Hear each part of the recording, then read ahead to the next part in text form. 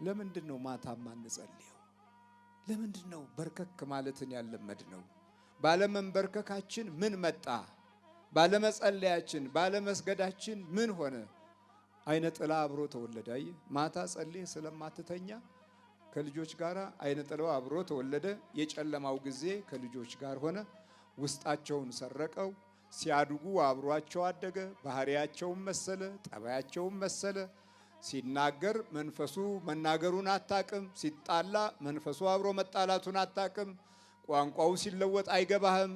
አካሄዱ ሲዛባ ወዴት እንደሚመራው አይኑ ላይ ሆኖ አይኑን አቅጣጫ እንዴት እንደሚያስለውጥ አንረዳም፣ አይገባንም። ስለዚህ በዚህ ጊዜና ሁኔታ ውስጥ ትውልዱ ተሳሰረና ወደ ቀኝ ስትለው ወደ ግራ ይሄዳል፣ ወደ ግራ ስትለው ወደ ቀኝ ይሄዳል። ቁጭ በል ስትለው ይቆማል፣ ተኛ ስትለው ይሮጣል። ግራ ገብት ያለው ነገር ላይ ደረሰ።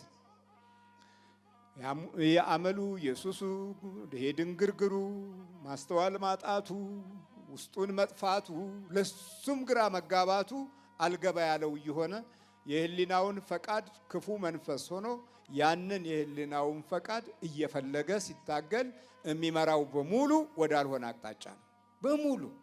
ስለዚህ የእግዚአብሔርን ጊዜ አጥፍተናል። የእግዚአብሔርን ጊዜ በልተንበታል፣ ተኝተንበታል፣ ጠጥተንበታል።